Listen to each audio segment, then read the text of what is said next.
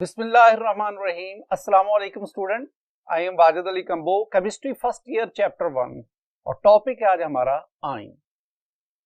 Student, इससे पहले हमने दो लेक्चर्स में एटम और मॉलिक्यूल के बारे में पढ़ा और अब हम आयन की तरफ आ रहे हैं। अगर मैं आयन के लफ्जी मानी आपको बताऊं कि मीनिंग्स क्या है, तो आयन्स के मीनिंग है वेंडरर, आई मीन आवारा गर्द। एक्चुअली जब आप किसी भी सब्सटेंस को, इलेक्ट्रोलाइट को एक्वस सॉल्यूशन में ऐड करते हैं तो वो अपने आयंस में कन्वर्ट हो जाता है। जैसे आप सोडियम क्लोराइड लें, सोडियम क्लोराइड को वाटर में ऐड करें तो सोडियम क्लोराइड सोडियम आयन और क्लोराइड आयन में डिसोसिएट होगा और ये जो सोडियम आयन और क्लोराइड आयन जो है वो उस एक्वस सॉल्यूशन में रैंडमली मूव करेंगे। लिहाजा उनके रैंडम मोशन की वजह से, आवारा गर्दी की वजह से हम उन्हें आयंस कहते हैं। आयन के बारे में क्या क्या हम पढ़ेंगे, एग्जाम में इससे रेलेवेंट कौन से क्वेश्चन पूछे जाते हैं, आइए जरा उनको देखते हैं। आयन्स में पहले तो मैं आपको इसकी डेफिनेशन, टाइप्स और एग्जाम में पूछे जाने वाले क्वेश्चंस उनकी तरफ आपको लाता हूं, फिर हम आगे बढ़ते हैं। डेफिनेशन में दो species which carry either positive or negative charge are called ions। ये डेफिनेशन है। अगर मैं इसके एग्जांपल आपको बताऊं तो मेरे पास Na plus sodium ion, Mg2 plus magnesium ion, Cl1 minus chloride ion, O2 minus oxide ion and many more types of ion. Student, ions दो किस्म के, एक आपके पास आए पॉजिटिव आयन, यानी ऐसे आयन जिन पर पॉजिटिव चार्ज है, और दूसरे आपके पास नेगेटिव आयन, ऐसे आयन जिन पर नेगेटिव चार्ज है।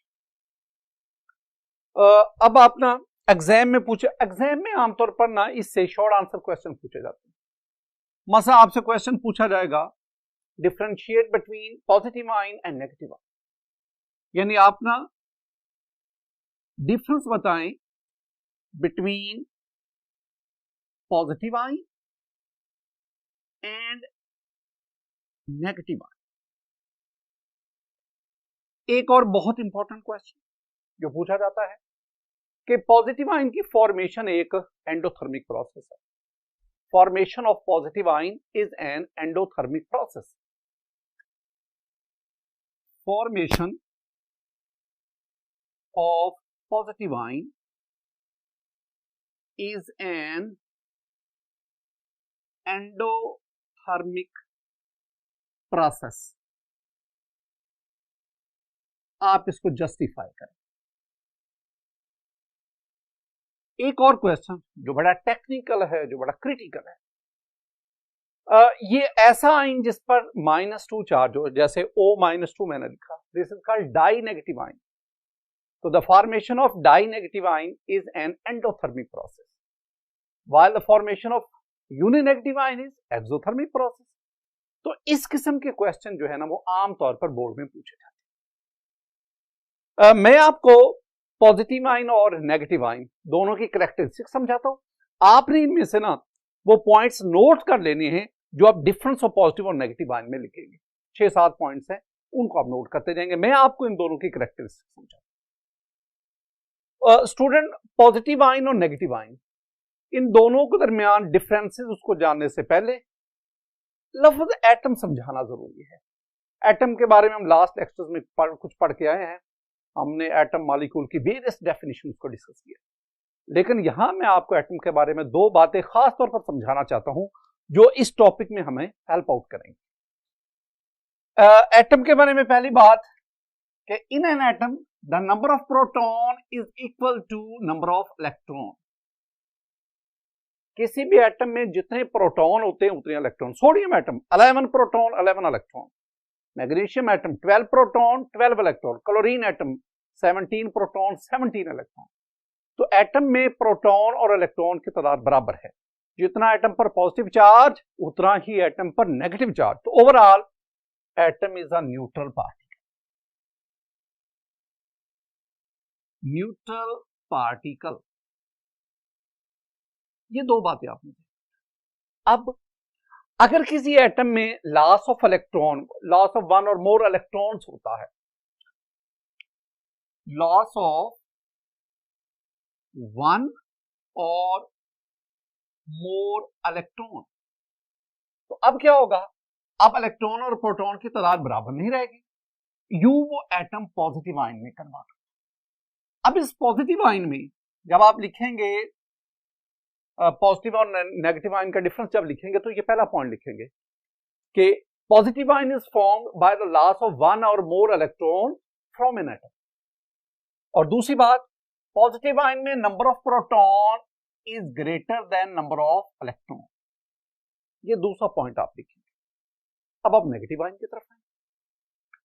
नेगेटिव आयन कब बनता है, जब कोई न्यूट्रल एटम एक या एक से ज्यादा इलेक्ट्रॉन को गेन करता है, यानी it is formed by the gain of one और more electrons by an atom. तो पहला डिफरेंस में पहला पॉइंट आप क्या लिखेंगे, a negative ion is formed by the gain of one और more electron by an atom. इस तरह इसमें number of proton in negative ion is less than number of electron. ये दो पॉइंट्स आपके पास आ गए। स्टूडेंट एक बात, हम ना पॉजिटिव आयन को कैटाइन भी कहते हैं, हम नेगेटिव आयन को एनाइन भी कहते हैं। आप जानते हैं बड़ा कि पॉजिटिव आयन को कैटाइन, नेगेटिव आयन को एनाइन क्यों कहते हैं? आओ जरा मैं आपको समझाता हूं। स्टूडेंट मेरे पास ये एक इलेक्ट्रोलिटिक सेल है। चैप्टर 10 में जाकर हम इलेक्ट्रोलिटिक सेल और गर्मालिक सेल उनको पढ़ेंगे। इलेक्ट्रोलिटिक सेल जिसमें इलेक्ट्रिसिटी कंज्यूम होती है, जिसमें इलेक्ट्रोलिसिस होती है। तो अब इलेक्ट्रोलिटिक सेल जो है उसमें मेरे पास ये एक इलेक्ट्रोड है, it is connected to positive terminal of the battery. तो इस पर पॉजिटिव चार्ज आ गया। वो इलेक्ट्रोड जिस पर पॉजिटिव चार्ज होगा हम उसे कहते हैं एनोड। ये मेरे पास एक और इलेक्ट्रोड है, it is connected to negative terminal of the battery. इस पर नेगेटिव चार्ज आ गया, इसे हम कहते हैं कैथोड। अब आपने ना इस सेल के अंदर कोई इलेक्ट्रोलाइट लिया है, एक्वस सॉल्यूशन फॉर्म में या मोल्टन फॉर्म। जब वो एक्वस सॉल्यूशन या मोल्टन फॉर्म में आएगा तो वो अपने आयंस में कन्वर्ट हो जाएगा। कुछ आयंस होंगे जिन पे पॉजिटिव चार्ज होगा, कुछ आयंस होंगे जिन पे नेगेटिव चार्ज होगा। अब होगा क्या कि जब आप इनको बैटरी से कनेक्ट करते इलेक्ट्रोड को, इलेक्ट्रोलिसिस शुरू होगी। ये जो पॉजिटिव चार्ज रखने वाले, पॉजिटिव चार्ज वाले, they will move towards the cathode. ये कैथोड की तरफ मूव करेंगे और वहां जाके ये इनके इलेक्ट्रोलिसिस होगी।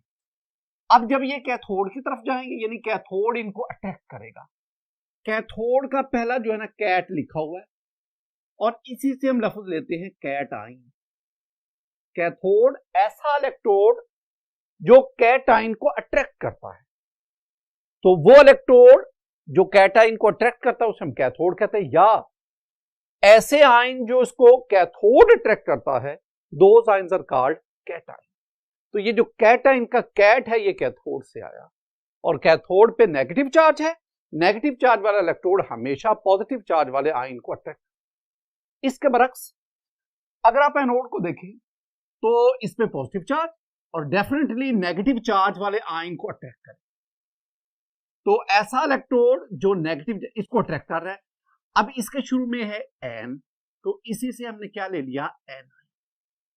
तो एन आयन जिनको एनोड अट्रैक्ट करता है, कैटाइन जिनको कैथोड अट्रैक्ट, ये इनके बीच। स्टूडेंट तीसरा पॉइंट जो हम आते हैं ना पॉजिटिव आयन, मैं एक सेंटेंस लिखता हूं फॉर्मेशन ऑफ कैटाइन यानी positive ion is an oxidation process. Cation का बनना एक ऑक्सीडेशन प्रोसेस है। और इधर मैं लिखूंगा formation of anion, A9 mean negative ion, is a reduction process. अब इनको याद रखने के लिए एक छोटा सा टोटका मैं आपके साथ शेयर स्टूडेंट में लिख रहा हूं लियो रोज जर, ये एक टोटका है, सिर्फ इस बात को याद रखना। लियो में loss of E stand for electron is called oxidation, यानी ऐसा प्रोसेस, ऐसा रिएक्शन जिसमें इलेक्ट्रॉन का लॉस हो उसे हम कहते हैं ऑक्सीडेशन। और इधर G for gain of E stand for electron is called reduction. ऐसा रिएक्शन, ऐसा प्रोसेस जिसमें गेन ऑफ इलेक्ट्रॉन होती है उसे कहते हैं रिडक्शन। हमने पढ़ा कि जब ये पॉजिटिव आयन या कैटाइन बनता है, ये एटम है, जब इसमें लॉस ऑफ इलेक्ट्रॉन हुआ एक से ज्यादा, तो ये मेरे पास पॉजिटिव आयन बना। चूंकि इस प्रोसेस के दौरान लॉस ऑफ इलेक्ट्रॉन हुआ तो LEO loss of electron is called oxidation, so this reaction is called the oxidation process. इसके बरक्स अगर मेरे पास ये एक एटम है बी, ये एक इलेक्ट्रॉन गेन करता है यानी गेन ऑफ इलेक्ट्रॉन हुआ, तो ये मेरे पास एन आयन बना, नेगेटिव आयन बना। नेगेटिव आयन की फॉर्मेशन के दौरान इसमें गेन ऑफ इलेक्ट्रॉन हुआ, तो ऐसा रिएक्शन जिसमें गेन ऑफ इलेक्ट्रॉन होगा, ऐसा प्रोसेस जिसमें उसे हम कहेंगे reduction. Next point student, next point हम डिस्कस करेंगे कि पॉजिटिव आयन, अगर आप इसी चीज को देखें, पॉजिटिव आयन की फॉर्मेशन के दौरान जो साइज है वो रिड्यूस हो जाता है, जब नेगेटिव आयन बनता है तो साइज में इंक्रीज आता है। कैसे, जरा इसको हम ना एनिमेशन की मदद से देखते हैं। स्टूडेंट, मेरे पास ये एक एटम है सोडियम का एटम। पहले तो आप देखें कि सोडियम एटम से सोडियम आयन यानी पॉजिटिव आयन कैसे बना। ये सोडियम का एटम है, न्यूक्लियस में 11 प्रोटॉन और शेल्स में 11 इलेक्ट्रॉन रिवॉल्व।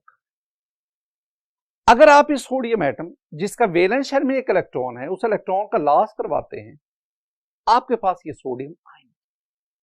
अब इस सोडियम आयन में प्रोटॉन तो 11 है लेकिन इलेक्ट्रॉन इसमें 10 रह गए। एक प्रोटॉन ज्यादा होने की वजह से इस पर +1 चार्ज आया, लिहाजा this one is the sodium ion. Similarly ये मेरे पास मैग्नीशियम का एक एटम है, 12 proton in the nucleus while 12 electron revolving around the nucleus. This one is an atom of magnesium. इसके वैलेंस शेल में 2 इलेक्ट्रॉन है। आप इन दोनों इलेक्ट्रॉन का लॉस करवाएं तो जितने एटम से इलेक्ट्रॉन का लॉस होगा उतना पॉजिटिव आयन पर +2 चार्ज आता जाएगा। यूं 2 इलेक्ट्रॉन के लॉस से वैलेंस शेल खत्म हो गया, अब 3 शेल के बजाय कैटाइन में आपके पास 2 शेल है और ये हो गया Mg2+। इसी तरह आप एल्यूमिनियम से Al3+ बना सकते हैं, सिलिकॉन SiO से Si+4 बना सकते हैं एंड सो ऑन। इसके बरक्स ये मेरे पास क्लोरीन का एटम है। स्टूडेंट, इस एटम में देखें 17 प्रोटॉन इन द न्यूक्लियस और 17 electron revolving around the nucleus. In the valence shell there are 7 electron. According to octet rule it can accommodate 1 more electron. ये आप इलेक्ट्रॉन इसमें ऐड करें, अब आपके पास ये एटम नहीं बल्कि ये बन गया क्लोराइड आयन। इसमें प्रोटॉन तो 17 है लेकिन अब इलेक्ट्रॉन 18 हो गए और एक इलेक्ट्रॉन के बढ़ने से इस पे -1 चार्ज आए।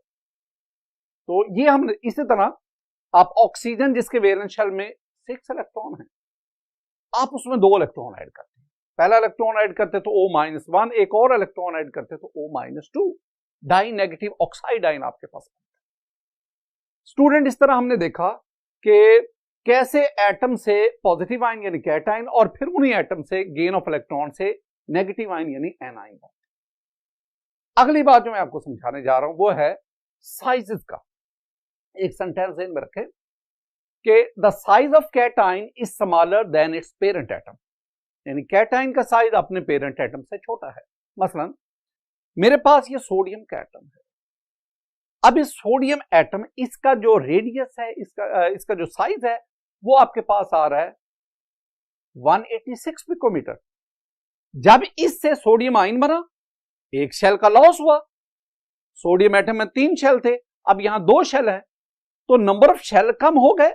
और एक और बात, सोडियम एटम के अंदर there is balance ratio between proton and electron, 11 proton 11 electron. लेकिन जब आपके पास ये सोडियम आयन आवा, यहां पे प्रोटॉन इलेक्ट्रॉन रेशियो इम्बैलेंस हो गई। अब 11 प्रोटॉन रिमेनिंग 10 इलेक्ट्रॉन पे अट्रैक्शन स्ट्रॉन्ग होगी और यूं शेल ड्रैग होकर न्यूक्लियस के करीब आ। तो 2 बातें ध्यान में रखनी है कि क्यों कैटाइन का साइज अपने पेरेंट एटम से छोटा है। इसकी 2 रीजन है। Number 1, usually during the formation of cation there is a loss of shell. और नंबर 2, जब आप कैटाइन में आते हैं तो there is imbalance ratio between proton and electron. The attraction of proton on remaining electron increases, that is why the size of cation is smaller than its parent atom. तो sodium atom का size 186 picometer और उससे बनने वाला sodium ion, उसका size greatly reduce होकर 95 picometre. इसके बरक्स अगर हम एनाइन की तरफ जाते तो वहां सेंटेंस और होगा, the size of anion is greater then its parent atom. Look at the example of chlorine. Chlorine atom, अब क्लोरीन एटम में 17 प्रोटॉन और 17 electron. There is a balance ratio between proton and electron. The size of chlorine atom is 99 picometer. अब इसमें एक electron add हुआ। अब जब electron add हुआ, अब साइज इंक्रीज कर गया। क्लोराइड आयन का साइज 181, रफली डबल हो गया, 181 पिकोमीटर। तो एनाइन का साइज अपने पेरेंट एटम से बड़ा क्यों है? यहां आप 2 लॉजिक देंगे, 2 रीजन। पहले रीजन आप क्या बताएंगे? आप कहेंगे जी कि क्लोरीन एटम में there is balance ratio between proton and electron, लेकिन जब क्लोराइड आयन बना तो अब इलेक्ट्रॉन की तादाद बढ़ गई, जिसकी वजह से न्यूक्लियस की इलेक्ट्रॉन पर ग्रिप अट्रैक्शन वीक होगी। जब न्यूक्लियर अट्रैक्शन वीक होगी तो डेफिनेटली शेल एक्सपेंड करेंगे। दूसरा पॉइंट जो आप लिखेंगे वो ये है कि जब 8वां इलेक्ट्रॉन वैलेंस शेल में आता है, क्लोरीन एटम के वैलेंस शेल में 7 इलेक्ट्रॉन थे, लेकिन क्लोराइड आयन में एक और इलेक्ट्रॉन ऐड होगा। जब एक और इलेक्ट्रॉन ऐड होगा तो अब वैलेंस शेल में इलेक्ट्रॉन के दरमियान इलेक्ट्रोस्टैटिक रिपल्शन बढ़ जाएगी। उस रिपल्शन की वजह से वो जो शेल है वो न्यूक्लियस से दूर चला जाएगा। इन 2 रीजंस की बिना पर हम कहते हैं the size of anion is greater then its parent atom.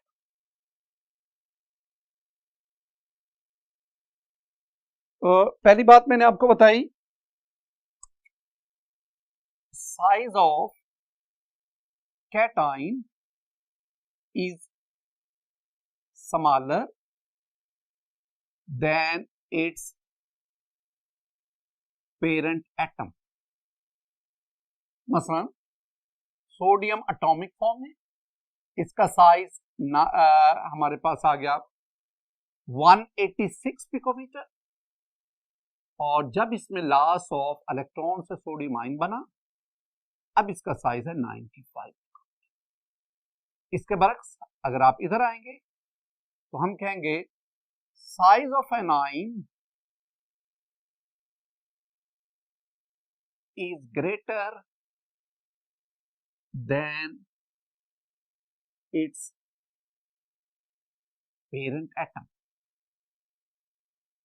मेरे पास स्टूडेंट ये क्लोरीन एटम, इसका साइज 99 पिकोमीटर, एक इलेक्ट्रॉन ऐड किया, ये बना क्लोराइड आयन, इसका size 181। Next point very important, ये शॉर्ट आंसर क्वेश्चन दिया था। हमारे पास ये पॉइंट आया, जब कैटाइन बनता है, जब पॉजिटिव आयन बनता है तो एनर्जी प्रोवाइड करनी पड़ती है, लिहाजा कैटाइन की फॉर्मेशन एक एंडोथर्मिक प्रोसेस है। Formation of cation is N endothermic process. Student आप ना 9-10 में पढ़ के हैं, एंडोथर्मिक प्रोसेस ऐसा प्रोसेस जिसमें हीट अब्सॉर्ब होती है, एक्सोथर्मिक ऐसा प्रोसेस जिसमें हीट रिलीज। अब एंडोथर्मिक, आप सोडियम एटम लें गैसियस स्टेट में। अब सोडियम एटम में मैंने पहले भी आपसे कहा 11 प्रोटॉन 11 इलेक्ट्रॉन, तो प्रोटॉन यानी न्यूक्लियस की इलेक्ट्रॉन पर अट्रैक्शन। अगर आप वैलेंस शेल से इलेक्ट्रॉन निकालना चाहते हैं तो आपको वो जो न्यूक्लियस और वैलेंस शेल में इलेक्ट्रॉन के दरमियान अट्रैक्शन उसको ओवरकम करना पड़ेगा। उस अट्रैक्शन को ओवरकम करने के लिए you have to provide energy. तो जब आप वो एनर्जी प्रोवाइड करते हैं, हमारे पास इलेक्ट्रॉन का लॉस हुआ, सोडियम आयन बना। इस दौरान जो आप एनर्जी देते हैं that is plus 496 kilo joule per mole. जब भी एंडोथर्मिक होता है तो इसमें ये पॉजिटिव का साइन आता है, पॉजिटिव का साइन। स्टूडेंट इसके बरक्स अगर हम एनाइन की बात करें तो मैं इसमें ये लिखूंगा कि formation of uninegative ion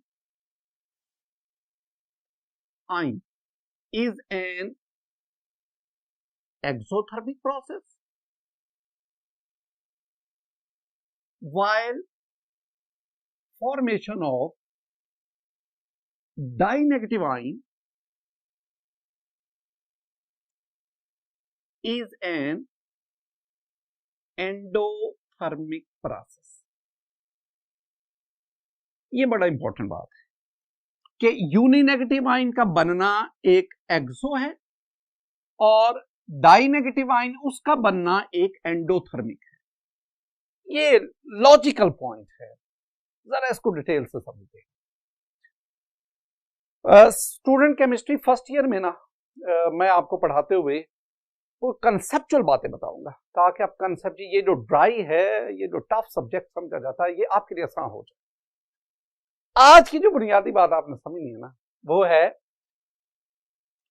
अगर दो अपोजिटली चार्ज पार्टिकल्स के दरमियान, अगर दो अपोजिटली चार्ज पार्टिकल्स के दरमियान अट्रैक्शन हो, अट्रैक्शन,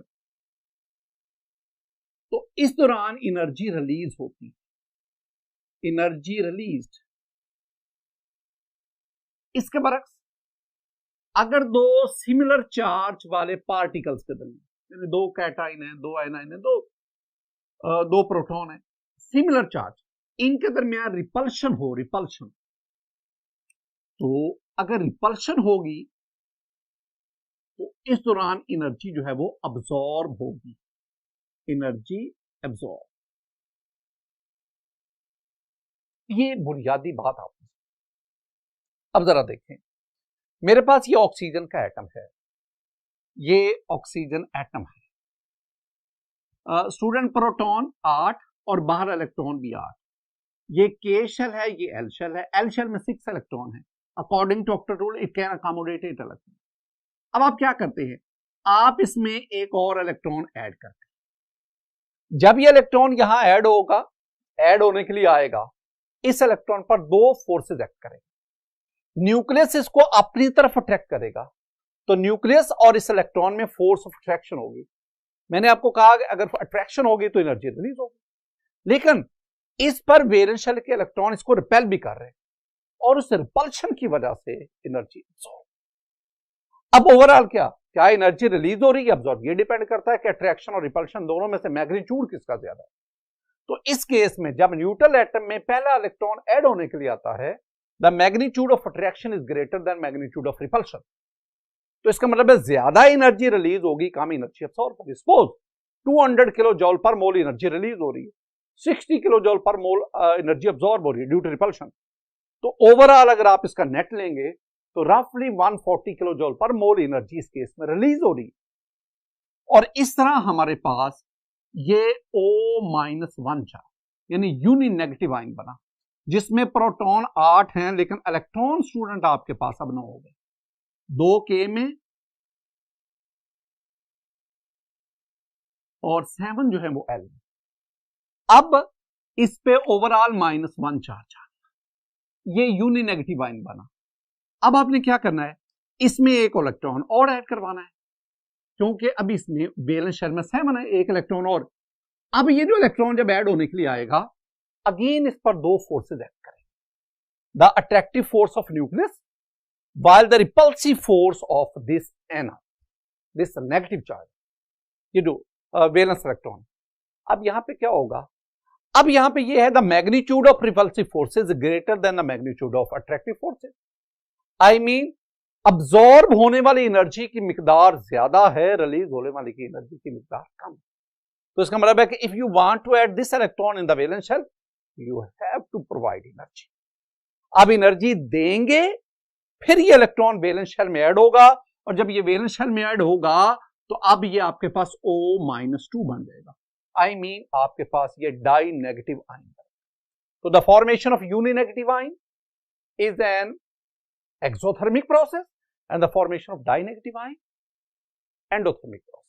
आइए जरा, यानी मेरे पास ऑक्सीजन का एटम, एक इलेक्ट्रॉन ऐड किया, O-1, आपके पास यूनि नेगेटिव आयन, और डेल्टा H जो है ना, ये आपके पास है -141 किलो जूल।